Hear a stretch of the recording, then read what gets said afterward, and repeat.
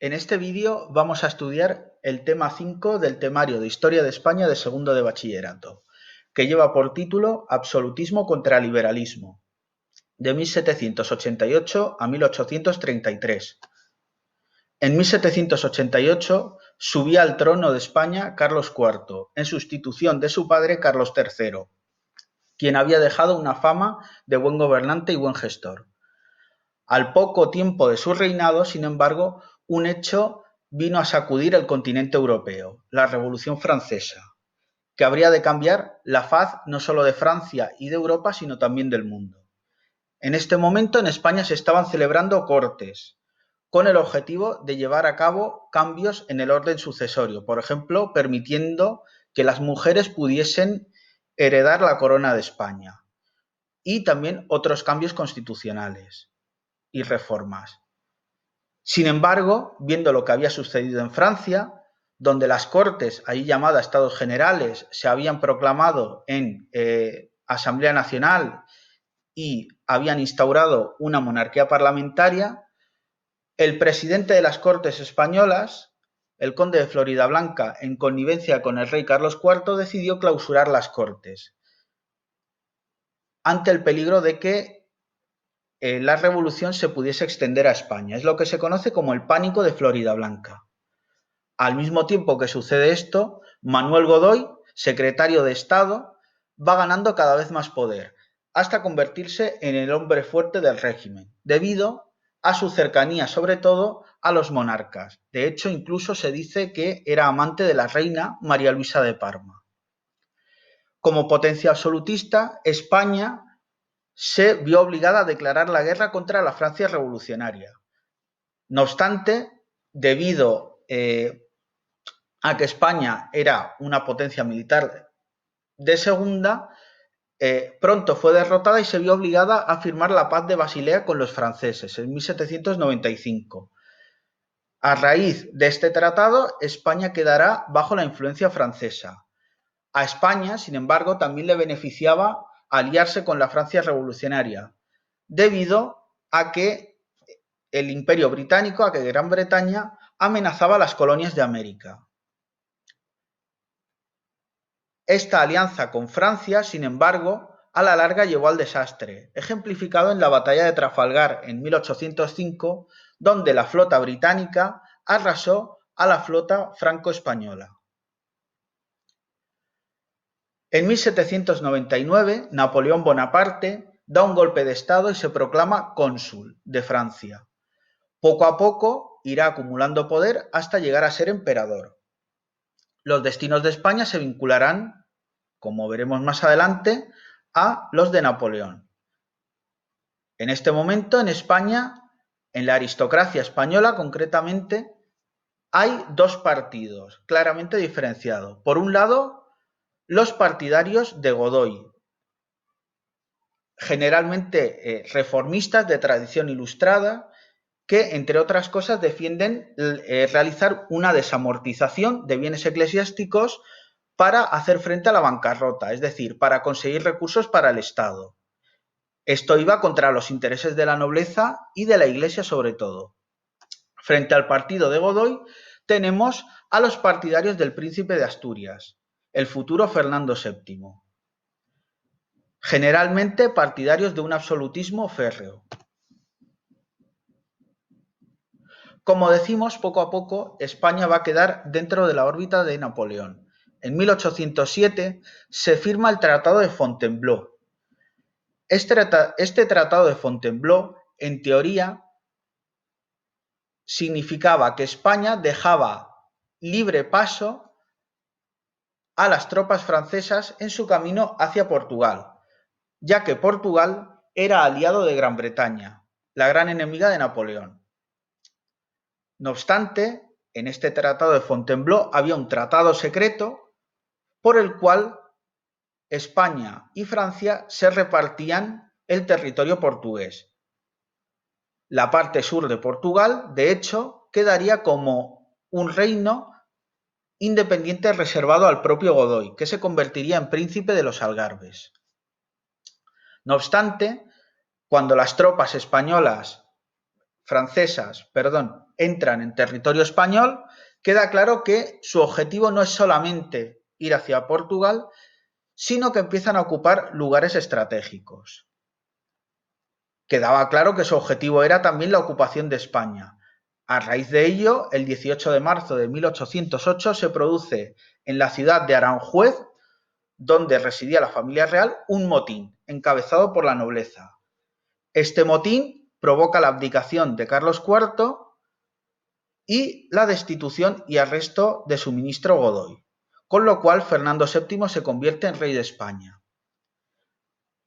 Napoleón, viendo que los asuntos se le van de las manos en España, decide convocar a Carlos IV y a su hijo a Bayona, cerca de la frontera con España. Allí, Napoleón obliga a Fernando VII a devolver la corona a su padre y Carlos IV cede la corona a su vez a Napoleón. En este momento, Napoleón, siguiendo la política que había hecho en otros países, como por ejemplo en Holanda o en Nápoles, cede la corona a un familiar suyo, en este caso a José, que en ese momento era rey de Nápoles. José renuncia a la corona de Nápoles y viene a España, donde es coronado con el nombre de José I. Aquí tenemos una imagen del motín de Aranjuez.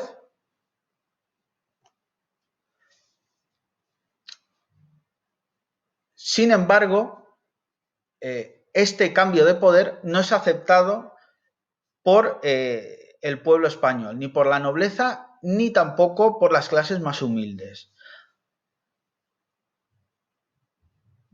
Esta presencia de las tropas francesas unida al vacío de poder, ya que, como decimos, los españoles no aceptaban a las nuevas autoridades francesas, provoca un levantamiento que tiene su epicentro en Madrid el 2 de mayo, contra las tropas francesas. Después de este levantamiento se van a formar juntas. Estas juntas las podemos definir básicamente como asambleas, como consejos de las principales autoridades de cada zona. Había juntas en cada ciudad, luego se organizaban estas juntas también por provincias y por último estaba la Junta Suprema Central, con sede en Madrid, que en teoría debía hacerse cargo del gobierno de España en nombre del legítimo rey, que era Fernando VII, hasta que este rey pudiese volver a España, ya que en ese momento era cautivo de los franceses. Estas juntas se van a configurar como contrapoder frente a las autoridades nombradas por los franceses. Y como curiosidad, en América, en las colonias españolas de América, también se van a formar juntas. Ciertamente, Francia tenía un poderío militar mayor que el de España. Sin embargo, sorpresivamente, el ejército francés fue derrotado en las batallas del Bruc y sobre todo la batalla de Bailén. Con lo cual, España volvió a ganar nuevamente su independencia, brevemente. El levantamiento del 2 de mayo y la posterior represión sería inmortalizada por Goya en sus célebres pinturas del 2 de mayo y los fusilamientos del 3 de mayo. Aquí en la imagen tenemos un grabado de las abdicaciones de Bayona, donde Carlos IV y Fernando VII cedieron la corona de España al emperador Napoleón I. Una vez nombrado rey de España, José I aprobó la creación del llamado Estatuto de Bayona, que supone la primera constitución de la historia de España. Más que una constitución, el Estatuto de Bayona es una carta otorgada, ya que emana directamente del monarca, no emana del pueblo. Esta carta otorgada supone una cierta limitación del poder real. Consagra a España como una monarquía constitucional, donde la soberanía es compartida entre el rey y las cortes y reconoce algunos derechos, aunque muy limitados. El sufragio era censitario e indirecto, y las Cortes eran bicamerales y de carácter estamental, para intentar amoldarse a un país que todavía no había abandonado mentalmente el antiguo régimen. En el artículo primero del Estatuto de Bayona se establece que la religión católica es la oficial y exclusiva de España. A nivel administrativo, España quedó dividida en prefecturas, siguiendo el modelo francés. Estas prefecturas no respetaban, sin embargo, los límites de los antiguos reinos y, en cualquier caso, no llegaron a funcionar plenamente, ya que durante el periodo que reinó José I el país estuvo en guerra. A modo de curiosidad, estas prefecturas tomaban su nombre de accidentes geográficos y de ríos, como por ejemplo Cabos o otros accidentes geográficos. Durante 5 años, entre 1808 y 1813, los españoles se enfrentaron a la ocupación francesa. Los costes de la guerra fueron muy elevados, con devastación de tierras, destrucción de ciudades, saqueos, etc. La mortalidad se elevó, en algunas zonas llegó a superar el 50% de aumento. Al mismo tiempo, la natalidad bajó, como suele pasar en todas las guerras.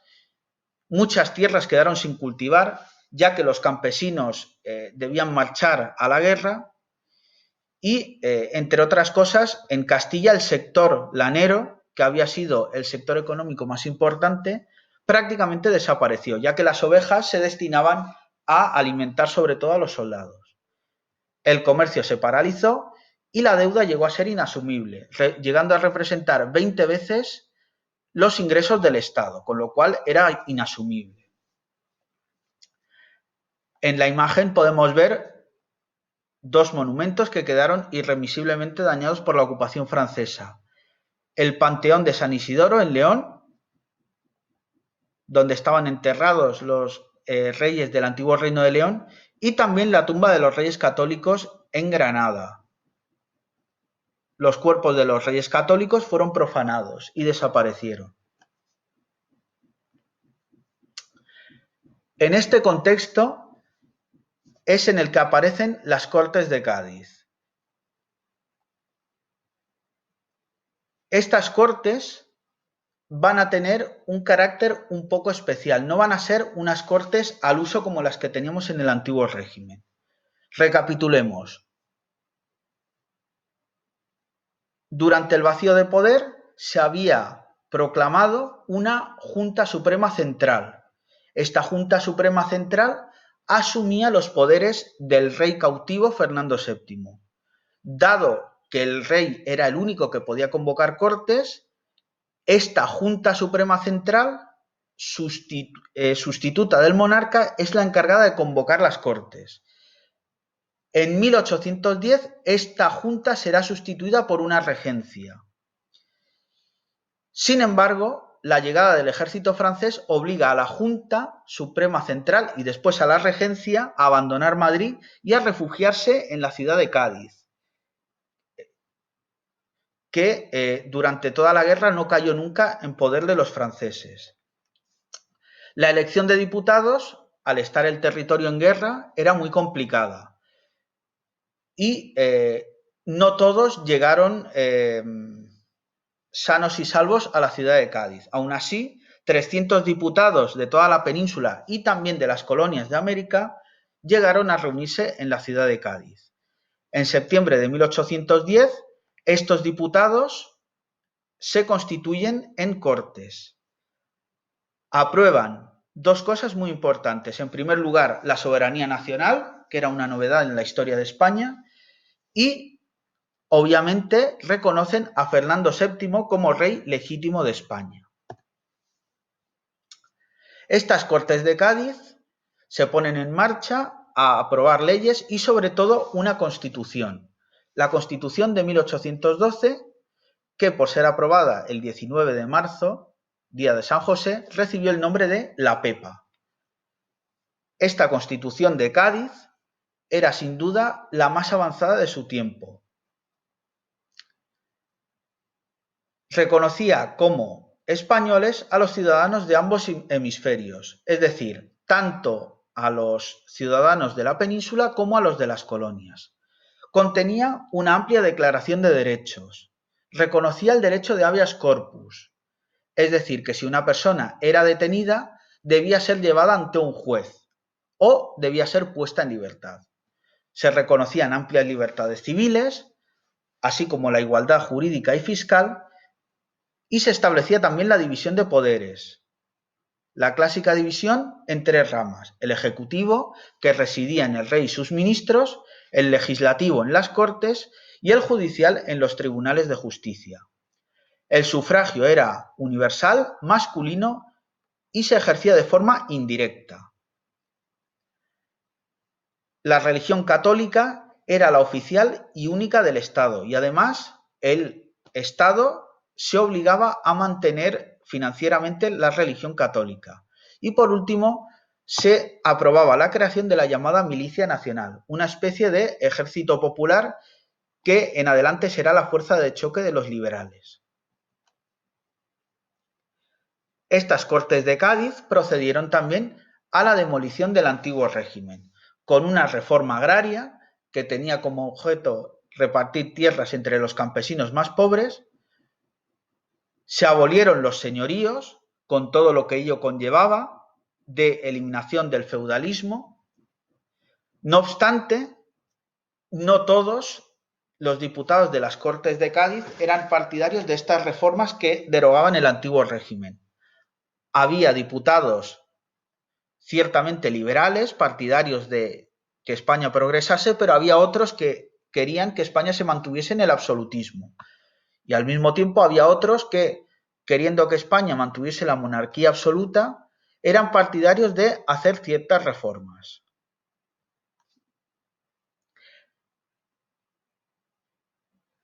Otras leyes que merece la pena reseñar son la Ley de Libertad de Imprenta de noviembre de 1810, que sin embargo luego quedó limitada por las llamadas juntas de censura. Es decir, la gente tenía derecho a publicar libremente sus ideas, pero había unas juntas de censura que se encargarían de vigilar lo que escribiese cada uno. Por lo tanto, esta libertad estaba muy limitada. Muy importante también fue en febrero de 1813 la abolición del Tribunal de la Inquisición, la cual, sin embargo, volvería a ser restablecida por Fernando VII en 1814, nuevamente suprimida en el trienio liberal y sustituida por las juntas de fe durante la década ominosa. La abolición definitiva no llegaría, sin embargo, hasta 1834, hasta la regencia de María Cristina. Aquí tenemos una representación del momento en el que quedó definitivamente abolida la Inquisición en España, poniendo fin prácticamente a 4 siglos de oscurantismo. En esta imagen podemos ver a Cayetano Ripoll, maestro valenciano que fue el último condenado por la Inquisición durante la década ominosa. A continuación vamos a estudiar la emancipación de las colonias americanas. Entre los orígenes de la emancipación de las colonias podemos señalar la existencia de una burguesía criolla de origen peninsular que había hecho fortuna, especialmente a lo largo del siglo XVIII, debido al comercio y también al contrabando. Esta burguesía criolla pronto se hizo con el poder económico. Sin embargo, el poder político les estaba vetado y seguía en manos de los peninsulares. Los altos funcionarios eran designados por el rey y prácticamente todos procedían de la península.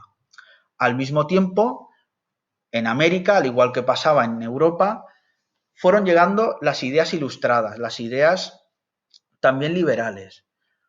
A ello se suma el ejemplo de las colonias norteamericanas, que entre 1776 y 1783 consiguieron la independencia de Gran Bretaña, configurándose como los Estados Unidos de América. A todo esto se suma la Guerra Napoleónica. Como ya hemos dicho, en España, pero también en las colonias americanas, hay un rechazo a las autoridades nombradas por los franceses. Y en contraposición a estas autoridades francesas se van a formar juntas, que en un primer momento serán juntas lealistas, es decir, reconocerán a Fernando VII como rey legítimo. Sin embargo, poco a poco, estas juntas se irán decantando hacia el independentismo. Los principales focos emancipadores serán el Río de la Plata, la actual Argentina, especialmente la ciudad de Buenos Aires, donde el líder indiscutido será José de San Martín, Nueva Granada y Venezuela, donde destacará la figura de Simón Bolívar, y por último México, con figuras como la del cura Hidalgo. Aquí tenemos representación de los libertadores de América, José de San Martín, Simón Bolívar y por último Antonio de Sucre. A grandes rasgos, antes de analizar las fases, podemos decir que en la América española se divide en 4 grandes virreinatos: México, Nueva Granada, que sería la actual Colombia, Perú y Río de la Plata. México y Perú serán focos absolutistas, focos realistas, mientras que Nueva Granada y Río de la Plata serán focos independentistas. Podemos distinguir cuatro fases en lo que respecta a la emancipación de las colonias americanas. Una primera fase en la que se configuran las juntas lealistas que rechazan a José I y aceptan a Fernando VII como rey legítimo, y estas juntas poco a poco se van a ir desvinculando de la Junta Suprema Central, con sede en la península. Y de hecho en 1811 se producirá la primera de las independencias, que es la de Paraguay.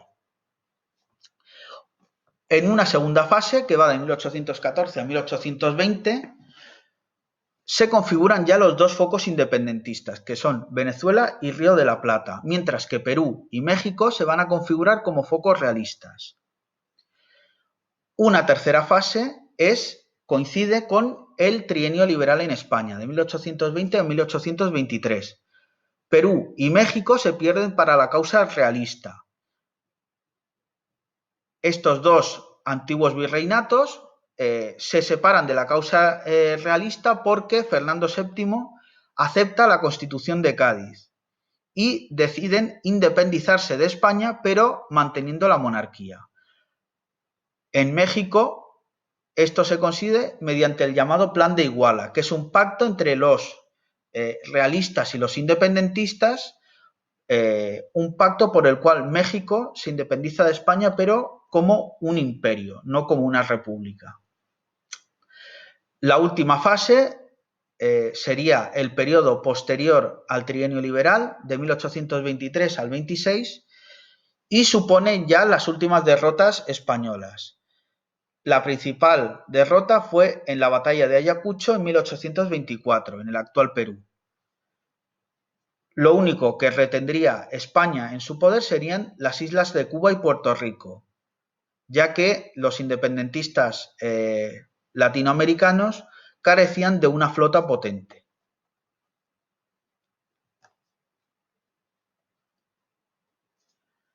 Volviendo a la península, en 1814, derrotados ya los franceses, Fernando VII es restaurado como rey de España. En marzo de 1814, el monarca vuelve a España a través del puerto de Valencia, en medio de la aclamación popular. De hecho, era llamado por la gente el deseado. Más adelante sería llamado el rey felón, pero en este momento todavía Fernando VII era un rey popular. A su llegada a Valencia, Fernando VII es recibido por una serie de diputados de las Cortes de Cádiz que eran partidarios del absolutismo, que le presentan el llamado Manifiesto de los Persas. En este Manifiesto de los Persas, básicamente le dicen a Fernando VII que España necesita un sistema autoritario, que las Cortes que se han reunido en Cádiz son ilegítimas porque no han sido convocadas por el rey conforme a la tradición, y que por lo tanto todas las leyes y especialmente la Constitución de 1812 son ilegítimas. Así las cosas, Fernando VII deroga la Constitución de Cádiz y todas las leyes aprobadas por las Cortes de Cádiz. Esto se hace sin apenas oposición, también hay que decir. Al mismo tiempo empieza una persecución de liberales y de afrancesados. Recordemos que los afrancesados eran aquellas personas que habían apoyado a las autoridades francesas, pensando que la ocupación francesa permitiría que España se modernizase y pudiese avanzar. No obstante, en este momento la prioridad absoluta son las guerras de independencia americanas. Cuando Fernando VII llega a España, ya hemos dicho que con lo primero que se encuentra es con una bancarrota. Sin embargo, el rey se niega a hacer las reformas necesarias para sanear la hacienda pública. Al mismo tiempo, los liberales empiezan a organizarse en sociedades secretas y clubes de patriotas para organizar conspiraciones y derrocar el absolutismo en España. Todo esto se acompaña de pronunciamientos militares, los más célebres, los de Mina, Porcier y Lacy, es decir, militares que habían luchado en la guerra contra los franceses y que eran de convicciones liberales. Todos estos pronunciamientos acababan en fracaso y normalmente con el fusilamiento de sus líderes, como vemos aquí en la imagen con el fusilamiento de Lacy. No obstante, en 1820, un pronunciamiento encabezado por Riego, en Cabezas de San Juan, sí que tuvo éxito. El capitán Riego iba a encabezar un ejército que debía dirigirse a las colonias americanas para sofocar el levantamiento independentista. Sin embargo, en vez de embarcarse, deciden realizar un pronunciamiento pidiendo al rey que se restaure la Constitución de 1812, pensando que si se restauraba la Constitución de Cádiz, las colonias americanas dejarían de lado sus deseos independentistas y volverían a la corona española, ya que recordemos que la Constitución de Cádiz reconocía a los ciudadanos de América como ciudadanos de pleno derecho de la corona española. Fernando VII, en un giro de los acontecimientos, acepta esta restauración de la Constitución de Cádiz y da inicio al llamado trienio liberal, que durará 3 años. Aquí se puede ver el manifiesto regio de Fernando VII por el cual restaura la Constitución de Cádiz. Especialmente la última frase es significativa: marchemos francamente, yo el primero, por la senda constitucional. En esta imagen vemos al rey Fernando VII jurando la Constitución de Cádiz de 1812. Las nuevas autoridades liberales van a retomar la obra de las Cortes de Cádiz. Se va a continuar con la abolición del antiguo régimen, decretando la libertad de imprenta, de asociación y de reunión. Se van a suprimir señoríos, mayorazgos y vinculaciones, permitiendo que la tierra se pudiese comprar y vender libremente, y se llevará a cabo una reforma eclesiástica con supresión de conventos, desamortización de bienes eclesiásticos y secularización de frailes. También se aprueban reformas económicas, como la supresión del diezmo, que era el impuesto que se pagaba a la Iglesia, y la supresión de los gremios, para favorecer el libre mercado. También se aprueban reformas militares, la más significativa la reintroducción de la milicia nacional, que como hemos visto antes era una fuerza de choque controlada por los liberales. Y por último también tenemos reformas administrativas. Se van a instaurar en España las provincias. A continuación veremos el mapa. Y en 1822 el Código Penal. Las autoridades liberales también van a intentar reformas educativas. La más significativa de ellas es la que establece los 3 grados de la educación en España, que prácticamente se han mantenido hasta el día de hoy: la primaria, la secundaria y la universidad. En este mapa podemos ver las provincias que se crearon durante el trienio liberal, que más o menos coinciden con las actuales, con algunos cambios. Por ejemplo, en el caso de la Comunidad Valenciana, antiguo Reino de Valencia, se establecían 4 provincias: Castellón, Valencia, Xàtiva y Alicante. Posteriormente, la provincia de Xàtiva desaparecería y su territorio sería dividido entre la provincia de Valencia y la de Alicante.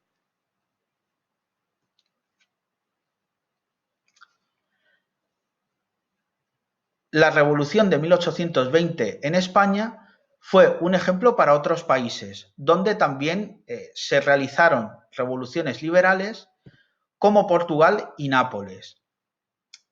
En este año también tuvo lugar el levantamiento de los griegos contra la ocupación turca. Esta revolución de los griegos fue apoyada de forma entusiástica por los románticos europeos, el más famoso de ellos, el inglés Lord Byron.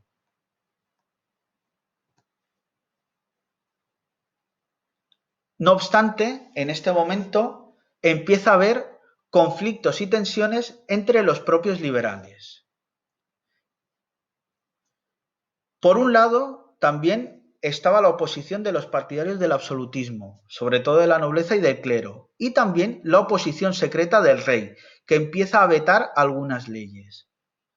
Asimismo, entre el campesinado, que era la mayor parte de la sociedad española, hay descontento, ya que pasan de condición de vasallos a arrendatarios, es decir, las tierras que antes tenían por ser vasallos, ahora tienen que pagar una renta a su antiguo señor feudal, que ahora se ha convertido en propietario.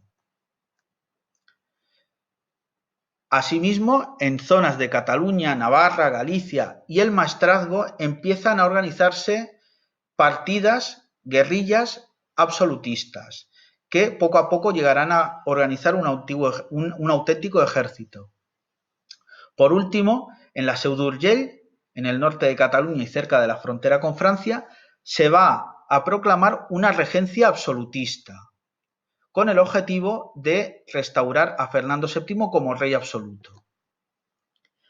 Al tiempo que está la oposición de los sectores absolutistas, tenemos conflictos y tensiones entre los propios liberales, que se dividen en 2 grandes facciones. Por un lado, los moderados o doceañistas, que defendían reformas pero de carácter moderado. Por otro lado estaban los llamados exaltados, que se organizaban en sociedades patrióticas y defendían de forma radical las libertades, e incluso llegaban a poner en cuestión la figura del rey Fernando VII. En 1823 se procedió a la liquidación del trienio. La Santa Alianza, que era una alianza de las potencias absolutistas europeas, Prusia, Rusia, Austria y Francia, una alianza que se había constituido en 1815 en el Congreso de Viena para defender el absolutismo, acordó con el rey Fernando VII enviar un ejército integrado por franceses para acabar con los liberales y restaurar el absolutismo. Este ejército recibiría el nombre de 100.000 hijos de San Luis y estaba encabezado por el duque de Angulema, que era sobrino del rey de Francia.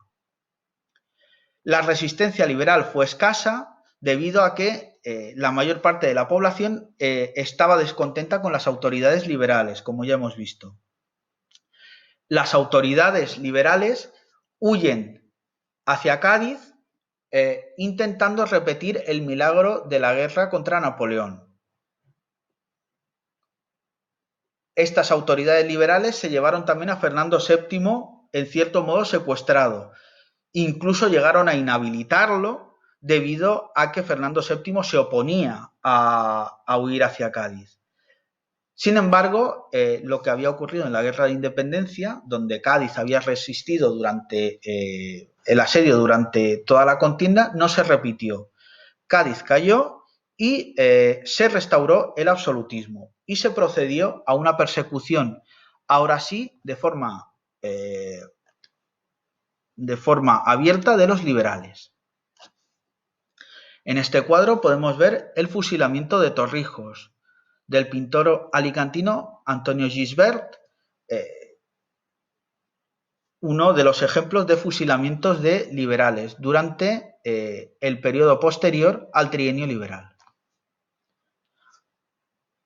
Otro caso destacado fue el de Mariana Pineda, que fue ejecutada por haber dado apoyo y haber tejido una bandera liberal.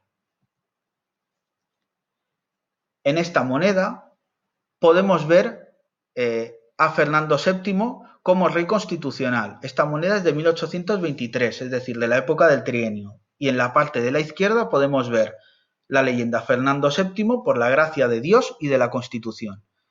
Sin embargo, en 1824 vemos que la cosa cambia. Fernando VII se representa con una corona de laurel como un emperador romano, es decir, como un emperador absoluto, como un rey absoluto, y la leyenda ya solo recoge Fernando VII, rey por la gracia de Dios, en latín. Desaparece la mención, por lo tanto, a la Constitución. Este periodo que da de 1823 a 1833, los 10 últimos años del reinado de Fernando VII, reciben el nombre de década ominosa, nombre despectivo que le darán los liberales. Estos liberales van a sufrir persecución y exilio. Muchos de ellos se van a refugiar en otros países, como por ejemplo Inglaterra. El más famoso de ellos, José María Blanco White, un sacerdote que se hizo protestante y escribió varias obras referidas a este periodo. Pero también empiezan a organizarse voluntarios realistas que empiezan a perseguir liberales. Al mismo tiempo, como ya hemos visto, el Estado está en bancarrota. De forma definitiva se han perdido las colonias americanas y a ello se suma la ruina que se venía arrastrando desde la época de la guerra contra Napoleón. En este escenario ya es inevitable tener que hacer reformas económicas. Y es por ello que Fernando VII empieza a partir de 1825 un acercamiento a los liberales más moderados. En 1827 se aprueba el arancel proteccionista para proteger a la industria española, sobre todo a la industria catalana. Empiezan a regresar también algunos liberales muy moderados. Y esto provocará, obviamente, el descontento de los absolutistas, que ahora ya no se llamarán absolutistas, sino que se llamarán realistas, cada vez más fanatizados y que se van a agrupar en torno a don Carlos de Borbón, el hermano del rey, campeón de la causa absolutista. Fernando VII empieza ya a tener problemas de salud, siempre los había tenido, y empieza a verse el problema de la sucesión del rey, es decir, qué pasaría a la muerte de Fernando VII. En este momento, en España, funcionaba una ley de sucesión de 1713, que era una ley semisálica.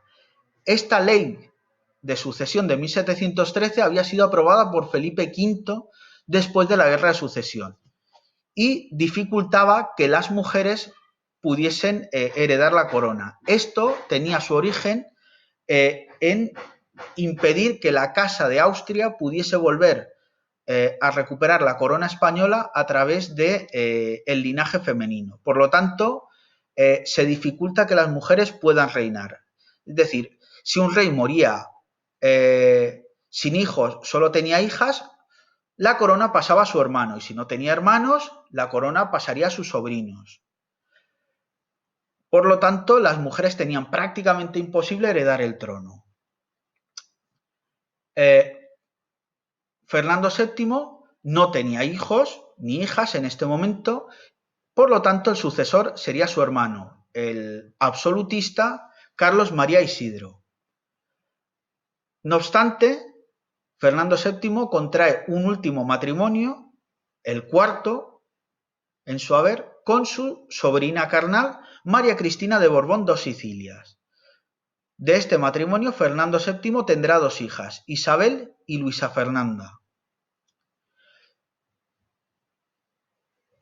En cualquier caso, atendiendo a la ley de sucesión, estas dos niñas no podían heredar la corona española. Sin embargo, en 1830, presionado por su mujer y por los liberales, Fernando VII aprueba la llamada pragmática sanción. Recordemos que en 1789 las Cortes se habían reunido para aprobar cambios en la ley de sucesión, para poder permitir que las mujeres pudiesen heredar. No obstante, el rey de ese momento, Carlos IV, no había tenido tiempo de firmar la nueva ley de sucesión, debido a que las Cortes se habían clausurado por el miedo a que en España hubiese una revolución como había en Francia. Esa ley, por lo tanto, quedó en el cajón, quedó sin aprobar. Fernando VII recupera esa ley, la firma, le da la pragmática sanción y a partir de ese momento las mujeres ya pueden volver a reinar en España. Es decir, si un rey no tiene hijos, sus hijas pueden reinar. Y España queda definitivamente configurada en dos bandos. Por un lado, los liberales, que van a dar su apoyo a la princesa Isabel para que se convierta en reina de España, y por otro lado, los realistas, que dan su apoyo a don Carlos, al que proclaman ya como rey Carlos V de España. En 1833, Fernando VII muere y el debate sucesorio queda abierto. Se iniciará la Primera Guerra Carlista, que durará 7 años y que enfrentará, como ya hemos visto, por un lado a los liberales partidarios de Isabel II y por otro lado los absolutistas, ahora llamados realistas después y en este momento carlistas, partidarios de dar la corona de España a Carlos María Isidro. Pero eso ya lo veremos en el siguiente tema.